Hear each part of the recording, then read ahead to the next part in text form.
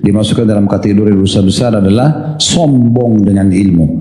Kapan dia menuntut ilmu dan ilmu itu membuat dia sombong, maka itu tidak sama sekali mendatangkan rahmat Allah, malah bisa mengancam dia masuk ke dalam neraka jahanam. Ada satu pertanyaan di sini, lalu bagaimana kalau seandainya orang menuntut ilmu karena hanya diajak oleh temannya? Maka jawabannya innamal a'malu binniyat.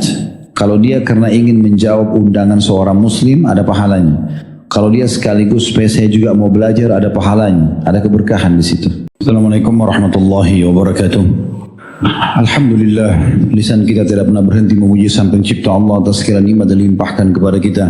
Termasuk Allah masih memberikan hari emas kita ini, hari di mana kita masih diberikan umur untuk bisa melanjutkan roda ibadah kita kepadanya dan akhirnya tentu menambah amal soleh kita, termasuk kita bisa duduk dalam majelis ilmu seperti ini. Semoga Allah Subhanahu wa taala mengikhlaskan niat dan menerimanya sebagai tambahan amal yang insya Allah memberatkan timbangan amal soleh kita pada hari kiamat. Allahumma amin.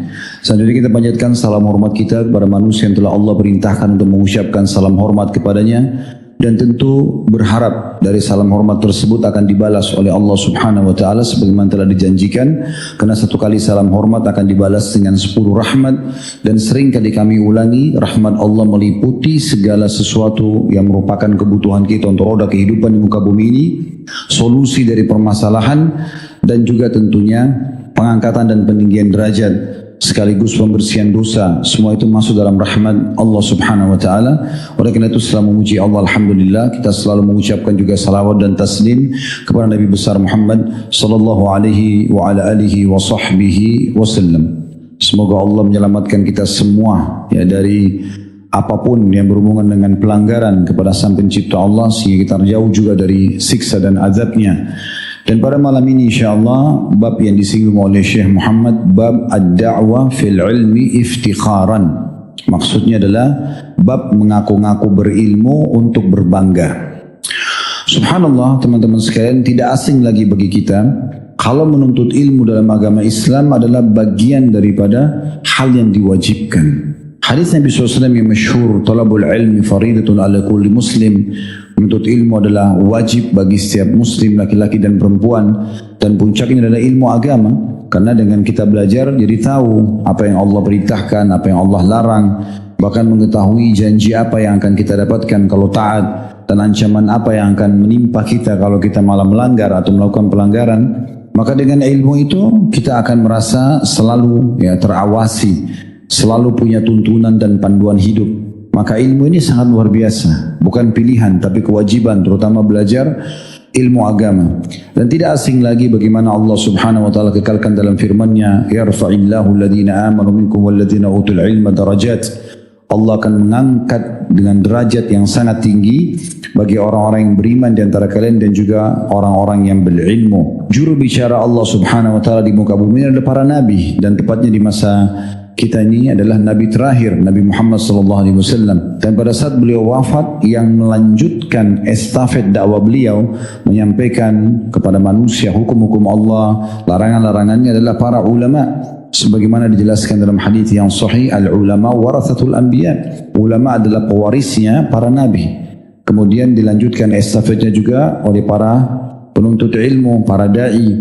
Dan ini memang tidak mungkin kita menjadi seorang ulama pewaris Nabi kecuali kita memulainya dengan penuntut ilmu dulu. Kita harus menuntut ilmu dulu, baru kemudian kita bisa sampai pada level pewaris para Nabi. Dan ini kedudukan yang sangat mulia.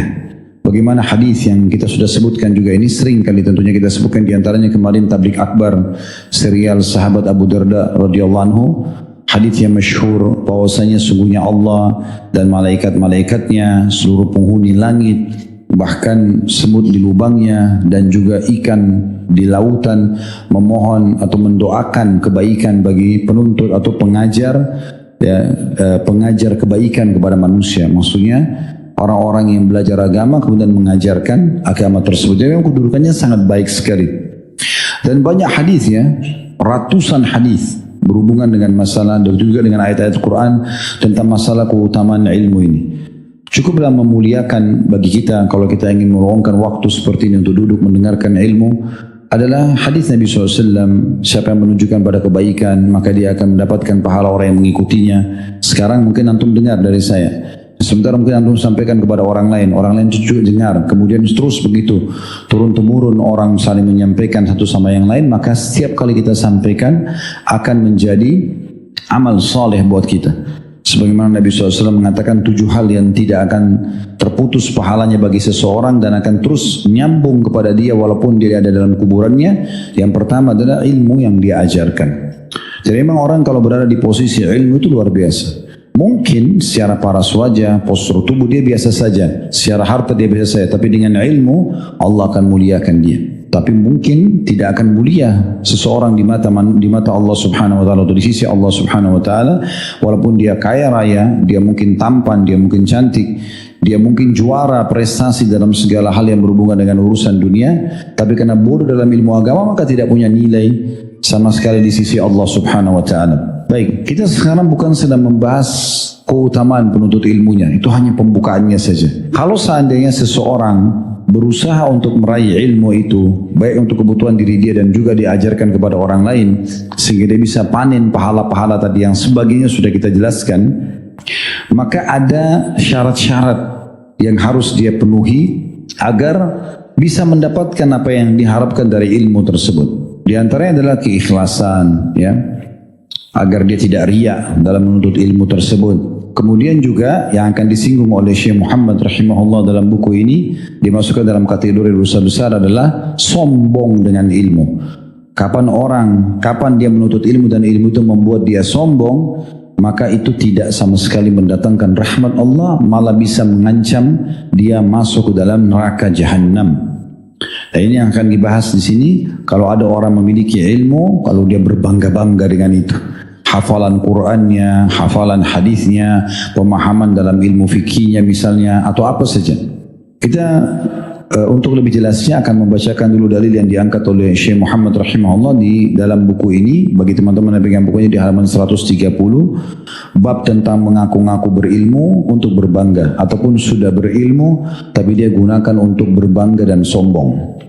Sebuah hadis diangkat oleh beliau, hadis Abdullah bin Umar radhiyallahu anhu, bahwasanya Nabi SAW bersabda, "Yadhharul Islamu hatta takhtalifat tujaru fil bahr wa hatta takhudal khailu fi sabilillah.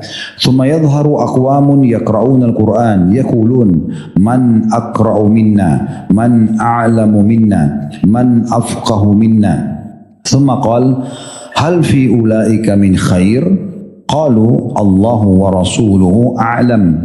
Qala ulaika minkum min hadhihi al-ummah wa ulaika hum waqudun nar. Rawahu al-Bazzar bi sanadin la ba'sa bihi wa lit-Tabarani ma'nahu 'an Ibnu Abbas radhiyallahu anhuma qala al-Mundhiri isnaduhu hasan. Terjemahannya, kata Nabi SAW akan nampak Islam. Maksudnya Islam itu akan menyebar dan orang semua kenal tentang agama Islam itu. Yang mirip seperti di masa kita sekarang tidak ada yang tidak kenal Islam. Hingga para pedagang akan berbolak-balik di lautan. Maksudnya perniagaan akan meningkat di masa itu. Dan hingga kuda-kuda akan terjun di jalan Allah. Peperangan-peperangan membela agama Allah akan menyebar di mana-mana. Kemudian akan nampak kaum-kaum mulailah muncul di tengah-tengah umat ini, orang-orang yang membaca Al-Quran. Lalu mereka berkata, siapa yang lebih pandai membaca Al-Quran daripada kami? Siapa yang lebih berilmu daripada kami? Siapa yang lebih faqih daripada kami? Kemudian beliau SAW bersabda kepada para sahabat, apakah kalian menilai ada kebaikan pada orang-orang seperti itu? Mereka pintar Al-Quran, mereka hafal Al-Quran, mereka pintar ilmu agama, tapi dijadikan sebagai bahan tantangan untuk orang lain. Siapa yang lebih pintar daripada kami? Siapa yang lebih bagus banyak hafalannya? Siapa yang ini dan itu? Maka para sahabat mengatakan Allah dan Rasulnya lebih tahu. Dan ini adabnya. Jadi para sahabat ridwanullah alaihim kadang-kadang walaupun tahu jawabannya, kalau Nabi SAW bertanya, umumnya mereka mengatakan Allah dan Rasulnya lebih tahu. Maka Nabi SAW mengatakan mereka itu dari kalian, dari umat ini, umat Islam. Dan mereka itu adalah bahan bakarnya api neraka. Mereka adalah bahan bakarnya api neraka. Jadi ini yang menjadi inti bahasannya. Bahwasanya orang yang belajar ilmu agama hanya digunakan untuk berbangga-bangga saja. untuk berbangga-bangga kalau dia sudah tahu ilmu agama, kalau dia sudah begini dan begitu, ya, bahkan jadikan sebagai bahan tantangan. Ada sebuah hadis Nabi SAW, sekarang kita masuk ke syarah penjelasan, dan ini insyaAllah dalil demi dalil akan memperjelas materi yang sedang kita bahas. Hadis riwayat Ibnu Majah di nomor 260 dan juga ini dinilai hasan oleh Syekh Albani, yang berbunyi dari hadis Abu Hurairah radhiyallahu anhu bahwa Nabi SAW bersabda, "Man ta'allama al-ilma liyubahiya bihi al-ulama wa yujariya bihi as-sufaha wa yasrifu bihi wujuhan nasi ilaihi adkhalahu Allahu jahannam." Barang siapa, kata Nabi SAW, yang mempelajari ilmu, datang dalam majelis ilmu, belajar, dengarkan atau baca buku, tujuannya untuk mendebati ulama supaya tunjuk, tampil di tengah-tengah para ulama, kalau saya juga berilmu loh, sengaja lempar pertanyaan yang dia anggap mungkin supaya ada penilaian datang kepada dia, niat dia kalau dia itu adalah orang yang tahu hukum, dengan bahasa-bahasa, dengan retorika, hanya untuk mendebati ulama saja supaya namanya harum di tengah-tengah para penuntut ilmu, atau ya, dia mendebat atau merendahkan orang-orang bodoh. Si fulan, oh ilmunya masih cetek, itu masih kecil, dianggap remeh orang lain. Atau dia memalingkan perhatian manusia kepadanya hanya untuk mencari kedudukan. Oh si fulan alim, ustadz ini, kiai ini, dan seterusnya, hanya untuk puji-pujian saja. Kata Nabi SAW dalam hadis ini, maka Allah akan memasukkannya ke dalam neraka jahanam. Jadi satu sisi tadi sudah kita jelaskan, penuntut ilmu itu kedudukannya tinggi sekali di sisi Allah. Allah angkat derajatnya, ya, akan didoakan kebaikan, Allah akan berikan kebaikan, malaikatnya disuruh semua doakan, seluruh makhluk yang ada di langit, yang ada di bumi, semuanya mendoakan. Triliunan makhluk Allah jumlahnya, hewan-hewan, ya, tumbuh-tumbuhan, malaikat, semua mendoakan dia kebaikan. Kalau dia di satu sisi dia baik, dia ikhlas, dia betul-betul ingin mempelajari ilmu agama, dia ajarkan pada orang lain, lalu orang contohi apa yang dia sampaikan, dia juga panen pahalanya. Tapi satu sisi, kapan dia gunakan itu justru untuk sombong, berbangga-bangga, meremehkan orang lain, hanya untuk mencari kedudukan dunia, maka tidak ada gunanya ilmu tersebut. Mungkin orang kenal dia, oh si fulan itu seorang alim, tapi di sisi Allah SWT dia tidak punya nilai sama sekali. Karena niatnya bukan lagi mempelajari ilmu agama dengan ikhlas dan juga mengajarkan orang lain. Makanya hadis yang baru kita bacakan tadi Ibnu Majah ini hadis yang sangat jelas berhubungan dengan masalah itu. Kata Nabi SAW sekali lagi, barang siapa mempelajari ilmu agama ini untuk mendebati ulama, merendahkan orang-orang bodoh, memalingkan perhatian manusia kepadanya, maka Allah akan memasukkannya ke dalam api neraka. Di dalam hadis yang lain, riwayat Ibnu Majah juga, nomor 252, kalau tadi Ibnu Majah 260, ini kurang lebih satu bab, ya. Dan ini sahih oleh Syekh Albani, dua-duanya riwayat Ibnu Majah, kalau ini 252. Kata Nabi SAW, "Man ta'allama ilman mimma yubtaga bihi wajhullah," barang siapa yang menuntut ilmu yang seharusnya itu untuk Allah.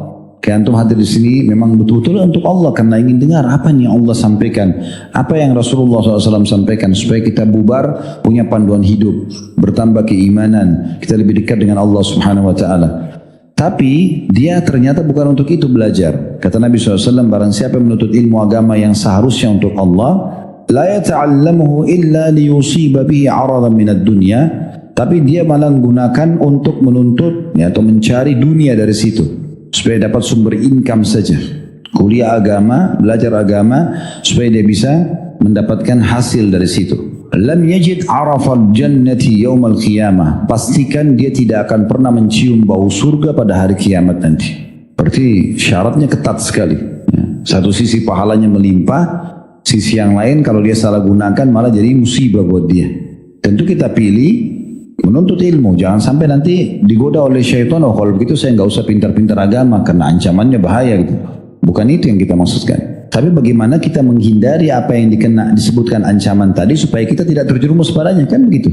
Jadi tidak usah sombong-sombong, tidak usah untuk berbangga-bangga. Tapi kita belajar untuk kebutuhan diri kita, dan kemudian kita juga niat untuk menyebarkan agama Allah Subhanahu Wa Taala. Biasanya ini memang disebabkan karena hawa nafsu saja. Dia bukan tujuannya untuk belajar punya panduan hidup, tapi supaya dia bisa memenuhi hasrat dirinya.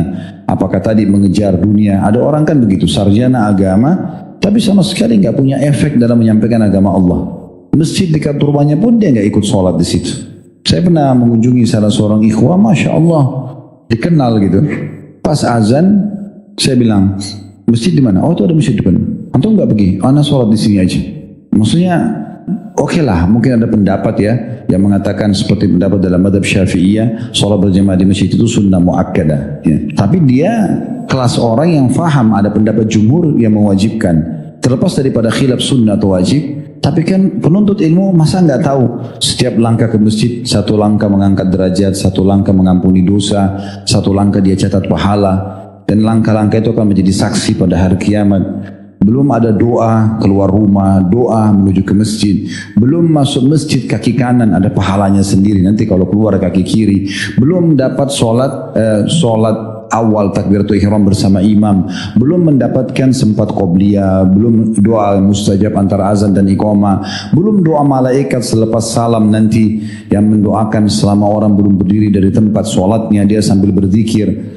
Banyak sekali keutamaan yang luput hanya karena ini rumah, itu masjid gitu. Kalau orang awam mungkin, tapi penuntut ilmu nggak ke masjid ini masih tanda tanya. Apa alasannya gitu? Kalau ada uzurnya, sakit, hujan lebat, terjadi bencana alam, dia lagi sehat, nggak ada apa-apa. Kan sayang sekali gitu. Kalau orang belajar agama, kemudian dia tidak praktekin, lalu untuk apa dia belajarin? Akhirnya, ujungnya saya lihat, untuk diajukan ijazah ke satu kampus mengajar. Mengajar pun karena memang niatnya dia untuk itu saja, supaya dapat gaji bisa menghidupi dirinya, tidak berefek pada mahasiswa yang diajarkan atau pada siswa yang diajarkan. Tidak ada efek ilmu itu. Terus sebenarnya kalau orang niatnya karena Allah itu kan berbeda. Bagaimana kita jadikan target semua orang yang ada depan kita sedang mendengarkan ceramah, mereka faham, masuk dalam hati mereka ilmu tersebut menjadi sebuah bagian daripada tambahan imannya, pulang diamalkan. Itu yang jadi target utama. Gak ada urusannya dengan amplop bayaran atau bayaran di kampus misalnya atau gaji yang akan diterima. Itu lebih penting bagaimana orang ini, setiap orang ini mengamalkan dan saya panen pahalanya. Kan itu yang kita pikirkan. Kalau orang itu hidup 50 tahun ke depan, 60 tahun ke depan, 30 tahun ke depan, setiap hari dia sholat 5 waktu, kan kita panen pahalanya. Ini yang harus menjadi target bagi orang yang ikhlas. Tapi kalau orang niatnya dunia tidak akan seperti itu. Dia tidak pusing orang ini faham atau tidak faham ilmu agama, nggak penting. Yang penting saya datang ngajar, dapat gaji. Bahkan kalau perlu yang orang seperti ini bisa dibeli itu. Nah, tanda kutip di sini ya. Maksudnya kalau mahasiswinya nggak lulus, udah negosiasi bisa dilulusin. Nah, kenapa gini nggak penting? Sayang sekali gitu. Ini contohnya karena orang di sini dikatakan karena urusan dunia itu. Atau tadi berbangga-bangga di depan para ulama, datang dalam majelis ilmu, sengaja lemparin pertanyaan atau kalau kita kan di sini memang kita tidak berikan mikrofonnya supaya lebih tenang, lebih rapi, pakai kertas gitu ya. Tapi biasanya juga majelis dikasih mikrofon. Ada orang mungkin pada saat bertanya tujuannya memang untuk nunjukin kalau dia itu hebat punya ilmu. Kadang-kadang terlihat dari mana? Setelah dia bertanya, dia duduk di belakang, dia ngobrol sama temannya. Dia nggak penting bagi dia jawabannya ustadznya nggak penting. Karena bagi dia, oh ini tunjukin ini saya hebat kan bisa bertanya. Tadi kamu dengar gak pertanyaan saya itu? Ustadznya aja bingung jawab. Untuk berbangga sebenarnya bukan ustadznya bingung, pertanyaannya yang bodoh ini. Karena kan ada orang begitu. Ya? Jadi contohnya, jadi orang banyak gitu. Atau malah merendahkan orang bodoh. Dia belajar, karena dia sudah S1, S2, S3. Itu siapa? Fulan. SD aja gak tamat. Dianggap pasti lebih bodoh dari dia. Belum tentu. Kan itu formalitas ijazah itu kan. Berapa banyak orang yang dalam majelis ilmu tidak punya ijazah tapi jauh lebih berilmu, jauh lebih dekat kepada Allah Subhanahu wa taala. Iyas Al-Muzani rahimahullah, seorang ulama tabi'in terkenal dengan kecerdasannya sampai banyak penyair Arab mengatakan kalau mau diberikan contoh di kalangan muslimin yang bisa dibanggakan karena kecerdasannya dari sahabat Nabi Amr bin As dan dari tabi'in Iyas Al-Muzani. Beliau mengatakan dalam majlis, selalu dia bilang, saya kalau ngomong, saya menyampaikan. Dan ada satu orang dalam majlis tidak pernah bertanya. Yang lain bertanya, dia tidak pernah bertanya. Sekali saya tanya dia, saya langsung tercengang pada saat itu. Karena orang ini tidak pernah alpa dalam majlis, dan pada saat saya tanya, dia punya jawaban yang sangat kuat. Saya tanya dia, Iyas mengatakan, saya tanya, kenapa kamu tidak pernah bertanya? Dari semua orang kamu tidak pernah bertanya. Dia bilang, saya dengarkan, maka saya dapat manfaat. Baik saya ambil, tidak baik ya sudah. Saya diam, saya selamat. Artinya, kalau perlu baru saya tanya, kalau enggak usah. Kata Iyas Al-Muzani, saya terus menukil perkataan orang tersebut dalam majelis saya karena luar biasa bagaimana orang yang berilmu memang seperti itu. Nanti akan lebih jelas ya beberapa statement ke depan. Nah kadang-kadang orang kalau terbawa hawa nafsu begitu. Makanya Nabi SAW mengingatkan dalam sebuah hadis riwayat Tabarani dalam Mujam al-Awsat, kata beliau, "Thalathun muhlikat." 3 perkara yang pasti membinasakan orang. Kalau ada pada seseorang binasa dia ini, hancur hidupnya, tidak terarah, ya. Tidak diridhoi Allah, tidak disukai manusia. Yang pertama syuhun muta', pelit yang selalu diikuti, kikir, semuanya serba perhitungan. Biar untuk dirinya sendiri pun perhitungan. Padahal Allah tidak suruh begitu. Silakan, kulu, washrabu, makan, minum. Allah suruh makan, minum. Tapi syaratnya halalan thayyibah, yang halal, yang baik, berkualitas. Gak dilarang. Kenapa pelit gak mau makan buat diri sendiri? Yang penting tidak boleh berlebihan. Allah SWT mengatakan, ya bani Adam khudu zinatakum inda kulli masjid. Hai anak Adam, ambil pakaian terbaikmu setiap mau ke masjid. Kenapa pakai baju yang tidak baik? Tunjukkan yang terbaik, kenapa enggak? Gitu kan? Tapi orang kalau sudah pelit, enggak mau dia. Bahkan ada orang subhanallah kalau dia pergi meeting bajunya bagus, kalau pergi sholat 5 waktu bajunya kumuhnya luar biasa.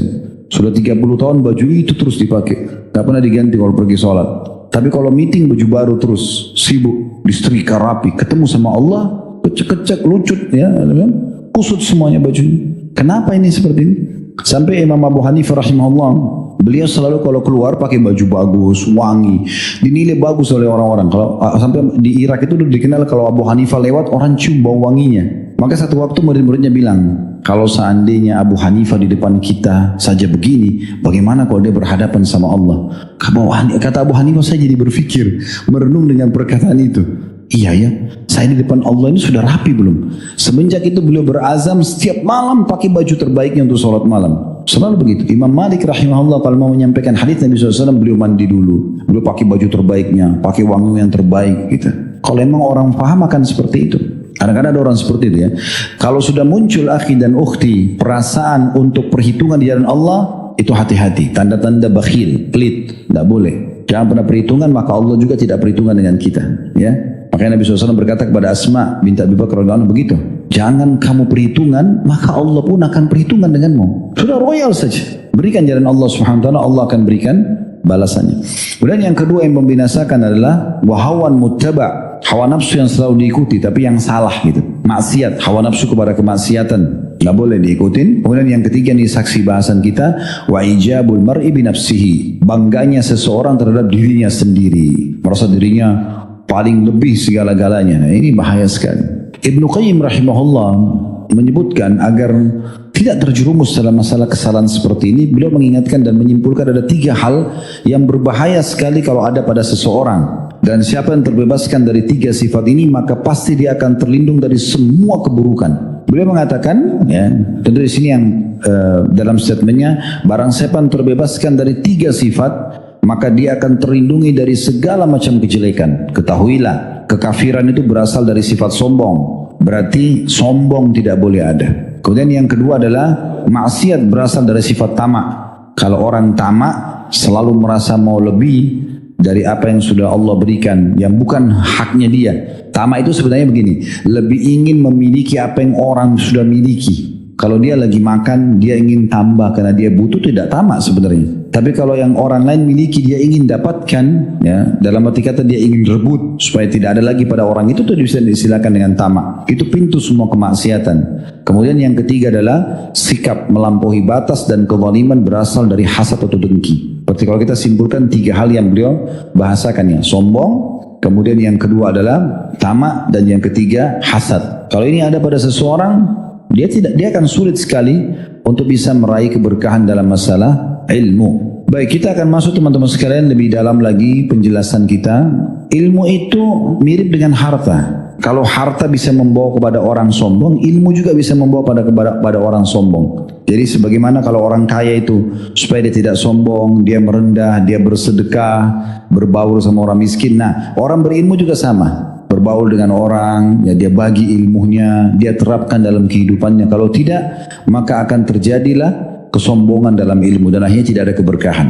Wahab bin Munabbih menjelaskan masalah itu rahimahullah. Beliau berkata, "Anna lil ilmi tughyanan ka tughyanil mal." Sesungguhnya ilmu itu memiliki keangkuhan sebagaimana keangkuhannya harta. Dia bisa membuat orang jadi merasa sombong. Kemudian ada perkataan yang menarik dari Syekh Abu Bakar Zaid rahimahullah. Ini tahapan penuntut ilmu ya. Beliau mengatakan al-ilmu salasatu ashbar. Ilmu itu adalah 3 jengkal. Shibir itu jengkal. Ashbar berarti jamaknya. Man dakhala fi shibril awal takabbar. Siapa yang baru masuk di jengkal pertamanya, biasanya menyelimuti dia kesombongan. Kalau ada penuntut ilmu, kemudian sombong, itu baru level paling bawah itu. Sombong-sombong dengan ilmunya, nah itu berarti masih belum ada apa-apa gitu. وَمَنْ دَخَلَ فِي الشِّبْرِ الثَّانِي تَوَاضَعَ.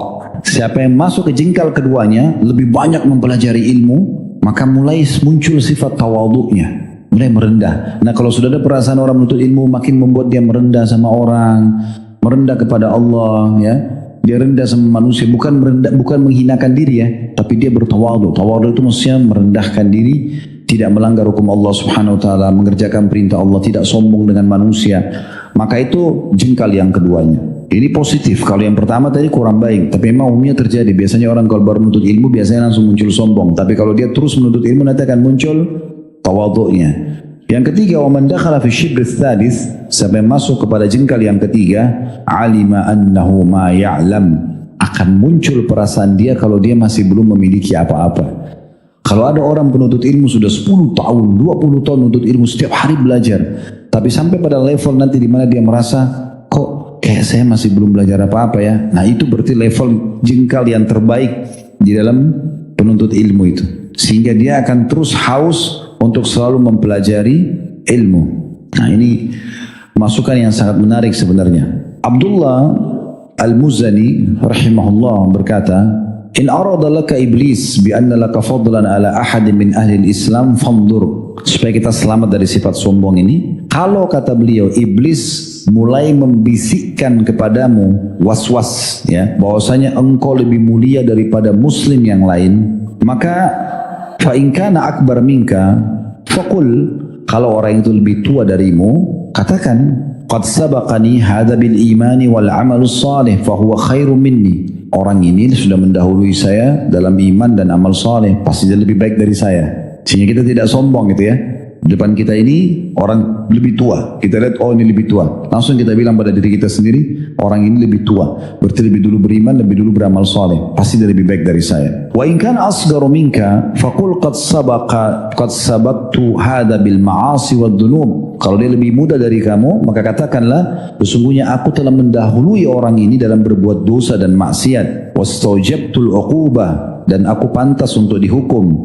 Fa huwa khairum minni, maka orang ini lebih baik dari saya, karena saya lebih dulu buat dosa dari dia. Fa innaka la tara ahadan min ahli al-islam illa akbar minka aw asghar minka. Karena kalau kau melihat orang lain di depanmu dari kaum muslimin, maka tidak ada pilihan lain kecuali mungkin dia lebih tua atau lebih muda. Oleh karena itu, untuk supaya kita tidak sombong dengan apa yang kita miliki, maka kita lakukan perbuatan ini. Ini nasihat yang sangat menarik tentunya untuk kita bisa amalkan. Oleh karena itu teman-teman sekalian, jangan sampai kita membuka pintu kesombongan ya dalam masalah ilmu yang sudah kita pelajari. Ada satu pertanyaan di sini, lalu bagaimana kalau seandainya orang menuntut ilmu karena hanya diajak oleh temannya? Maka jawabannya innamal a'malu binniyat. Kalau dia karena ingin menjawab undangan seorang muslim, ada pahalanya. Kalau dia sekaligus supaya saya juga mau belajar, ada pahalanya, ada keberkahan di situ. Bagaimana kalau orang sekolah hanya untuk misalnya mendapatkan ijazah? Apakah itu dibolehkan? Kalau dia hanya sekedar mengetahui bahwasanya memang sudah berjalan di masanya dia, memang orang membutuhkan ijazah, hanya sebagai formalitas, nggak ada masalah. Yang penting dia nuntut ilmunya, karena ijazah ini memang satu hal formalitas yang harus ada di masa kita sekarang. Tapi kalau dia target utamanya adalah cuma ijazah, tidak penting ilmunya, ini biasanya tidak akan ada keberkahan dalam ilmu yang didapatkan. Juga ada poin lain yang perlu digarisbawahi, ilmu itu tidak ada batasnya. Tidak ada batas, tidak ada perkataan. Kalau penuntut ilmu yang jujur, dia tidak akan pernah mengatakan, oh saya cukuplah belajar sampai di sini, saya nggak perlu tambah lagi. Kalau ada seperti itu perasaannya, berarti orang ini belum menjadi penuntut ilmu yang benar. Penuntut ilmu yang benar adalah selalu merasa haus, selalu merasa kurang, selalu merasa apalagi ini yang saya harus belajar. Kalau Allah subhanahu wa ta'ala munculkan di dalam hati antum perasaan ini, sudah belajar, kayaknya tadi enak ya dengar ilmu, saya mau dengar lagi, pulang dari pengajian, di jalan masih dengar, di rumah masih dengar, selalu haus dengan ilmu, itu sebuah nikmat yang besar, jangan sampai dihilangkan, harus dijaga itu, karena tidak semua orang seperti itu. Biasanya syaitan masuk di saat itu lalu mengatakan, kan tadi sudah nuntut ilmu, ya sekarang saatnya santai, seakan-akan tadi itu siksaan, sekarang saatnya istirahat. Padahal sebenarnya keliru.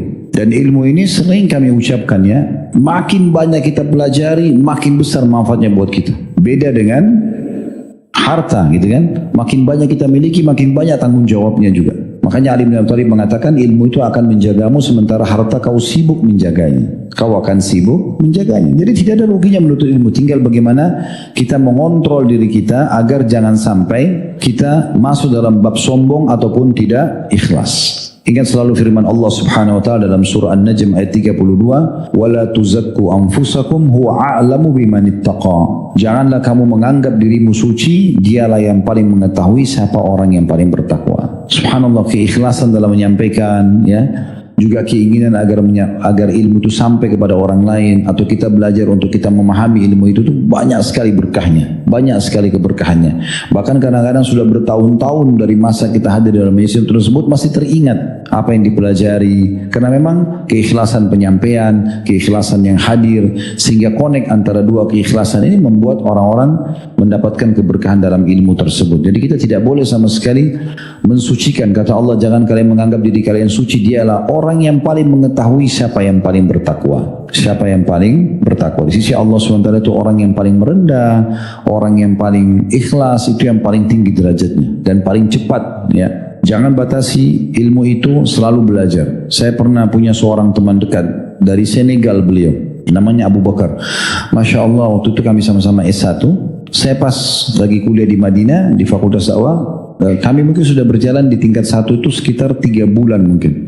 Beliau kena terlambat visanya, jadi baru datang. Tapi ada satu pelajaran penting saya lihat dari orang ini kita. Di antara semua teman-teman yang masuk sudah 3 bulan berjalan ya, sudah sekian materi yang berlalu, ada hadis, ada sirah, ada fikih, ada usul fikih, ada tafsir, ada Al-Quran, ada banyak materi yang dipelajari. Selama 3 bulan ini masih banyak mahasiswa yang lalai karena mereka anggap 3 bulan. Tapi Abu Bakar ini, dan Masya Allah karena keikhlasan dia mungkin ya, saya dapatkan dia sampai selesai S3 di Madinah, dan Masya Allah luar biasa. Padahal waktu masuk S1 itu telat datangnya. Hari pertama dia datang, dia dulu di sebelah saya. Kemudian dia salaman, habis itu karena dosen lagi ngomong, dia cuma bilang sama saya, sebentar, nanti selesai ini materi baru kita kenalan. Oh iya, saya lihat anak ini dia siapin satu kertas buku tulis satu sama sebuah pulpen saja. Dosen ngomong apa ditulisin sama dia. Dia bertanya, padahal masih baru masuk gitu. Dia tidak pusing untuk kenalan sama orang-orang dulu. Tapi bagaimana ilmu ini jangan keluar kecuali saya sudah harus paham nih. Karena dosennya juga dibayar untuk itu. Selesai materi, baru dia kenalan, baru dia salaman. Dosen masuk lagi, dia sibuk lagi nulis. Subhanallah, yang dia lakukan setiap hari diambil dari siapa situ yang berprestasi, diambil bukunya, buku tulisnya, kemudian dia pakai bawa ke kamarnya, baru kemudian di asrama, kemudian dia nukil sama dia. Subhanallah, pada saat dia lulus cum laude, ya. Padahal dia telat gitu. Pada saat mau ujian, kami mau ujian, pas mau masuk materi akidah waktu itu, ada satu syair akidah tentang masalah syarat la ilaha illallah gitu kan. Sekitar ada 6-7 bait syair, kalau secara baris ya, tapi dalam satu baris ada 2 syairnya, 2 baitnya. Itu saya lagi hafal di depan kampus, saya ulangi karena saya sudah lagi hafal. Saya merasa ini penting untuk dihafal, memang kebutuhan untuk ilmu, dan alhamdulillah memang sampai sekarang saya masih hafal syair itu. Pada saat saya lagi hafal itu, lewatlah Abu Bakar ini. Itu waktu masih tingkat 1 kuliah, beliau lewat. Saya bilang, Khalid, apalagi yang kira-kira menurut kamu saya harus baca? Loh, saya tidak tahu ini 5 menit lagi bunyi lonceng, saya tidak tahu yang belum dibaca apa. Tapi saya bilang, sudah hafal belum syair ini? Oh belum. Subhanallah, dalam 5 menit itu dia langsung bilang, mana? Kasih ke saya, coba pandu. Dia baca sama dia, habis dihafal. Betul, kita masuk ke kelas, nilainya ada 15 atau berapa nilai itu, dari 50 ya, cukup besar nilainya syair itu saja gitu. Allah SWT berikan taufiknya. Jadi kalau orang ikhlas itu subhanallah, Allah berikan taufiknya. Tapi sekali lagi, kapan kita salah gunakan hanya untuk berbangga-bangga, hanya untuk sombong, meremehkan orang lain, maka tidak akan ada manfaatnya sama sekali. Saya mau tanya ini, siapa yang biasa di sini gengsi? Siapa yang biasa gengsian? Kok melongo semua? Gak pernah gengsi. Hati-hati ya, itu sangat dekat dengan kesombongan. Bahkan khawatirnya bagian dari kesombongan. Jadi karena gengsi dianggap bodoh atau tidak tahu, maka gayanya seperti orang tahu. Karena gengsi dianggap orang miskin, gayanya seperti orang kaya. Ya. Selalu begitu. Ini hati-hati. Ya, jangan sampai nanti karena gengsinya akhirnya dia tidak belajar agama, dia tidak tampil apa adanya. Ini banyak sekali pintu-pintu dosa besar yang bisa kena di situ ya. Oleh karena itu hati-hati dalam masalah ini. Islam mengajarkan kita untuk tidak perlu gengsi. Tidak tahu bilang tidak tahu, belajar. Miskin ya bilang iya, memang saya apa adanya begini, kan gitu. Jangan kena mau melamar seorang akhwat pinjam mobil Ferrari orang, pinjam mobil Mercy datang. Ada banyak ikhwah begitu, supaya dikira dia orang kaya. Kenapa? Setelah itu dituntut nanti, padahal dia pakai motor butut nanti. Ya? Contoh saja. Jadi apa-apa. Malah lebih bagus orang makin merendah. Sudah berapa lama belajar? Alhamdulillah, saya masih terus belajar. Ya? Walaupun kita sudah sekian tahun belajar gitu kan. Tidak perlu kita jadi bangga, karena membangga-banggakan diri ini, oh saya di Blok M itu dari awal buat pengajian sudah hadir. Terus untuk apa? Apa yang didapatkan? Tidak ada sama sekali. Jadi hati-hati dengan bab ini juga. Allahu a'lam. Baik teman-teman sekalian, cukup sampai sini. Semoga apa yang kita bahas bermanfaat buat kita semua.